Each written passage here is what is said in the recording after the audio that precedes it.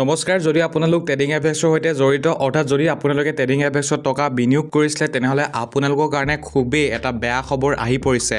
ইতিমধ্যে আপোনালোকে নিশ্চয় হোৱাটছআপ গ্ৰুপত এটা মেছেজ দেখিবৰ কাৰণে পাইছে য'ত উল্লেখ কৰিছে যে ট্ৰেডিং এফেক্সৰ যি একাউণ্ট আছে সেয়া ED, RBI আৰু SEBIয়ে তদন্তৰ কাৰণে ফ্ৰিজ কৰি দিছে আৰু অঞ্জন পূজাৰী নামৰ ব্যক্তিজনে অভিযোগ দিছিলে ট্ৰেডিং এফেক্সৰ ওপৰত। গতিকেলৈ আমি যিটো পইচা পাব লাগে বা যিসকল ব্যক্তিয়ে টকাটো উইথড্ৰল কৰিছিলে তেওঁলোকৰ পইচাটো আজি সোমাব লগা আছিলে কিন্তু আজি নোহোমাই বুলি তেওঁলোকৰ ফালৰ পৰা এটা মেছেজ আহিছিলে যেটো আপোনালোকে হোম স্ক্ৰিনত দেখি আছে।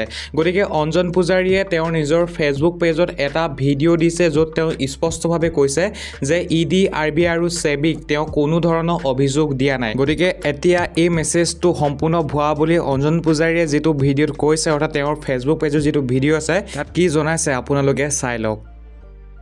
হেল্ল' এভৰিৱান, মই অঞ্জন পূজাৰীয়ে কৈছোঁ। মই কোনো SEBI, ED বা RBI ট্ৰেডিং এফেক্সৰ এগেইনষ্টত কমপ্লেইন দিয়া নাই এতিয়ালৈকে আৰু আপোনালোকক এইটো কমপ্লিটলি মিছা কথা কৈছে আৰু তেওঁলোকে পলাই যাবলৈহে যুঁজা কৰিছে। Thank you.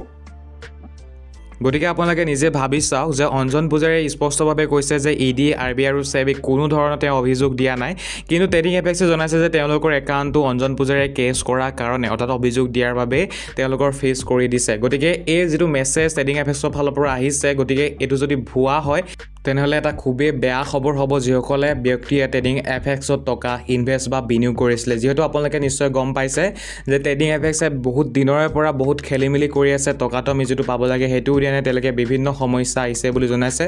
গতিকে তেনে পৰিস্থিতিত এই যিটো মেছেজ ভুৱা বুলি যিহেতু জনাইছে যিজন ব্যক্তিৰ ওপৰত মেছেজটো উল্লেখ কৰিছিলে ট্ৰেডিং এফেক্সে, গতিকে ইয়াৰ পৰা এইটোৱে গম পোৱা গৈছে যে সঁচাকৈ হয়তো ট্ৰেডিং এফেক্স পলাব পাৰে।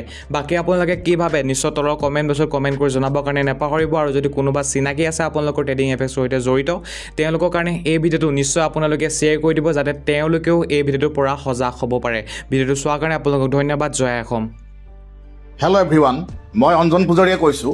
মই কোনো SEBI, ED বা RBI ট্ৰেডিং এফেক্সৰ এগেইনষ্টত কমপ্লেইন দিয়া নাই এতিয়ালৈকে আৰু আপোনালোকক এইটো কমপ্লিটলি মিছা কথা কৈছে আৰু তেওঁলোকে পলাই যাবলৈহে যুঁজা কৰিছে। Thank U.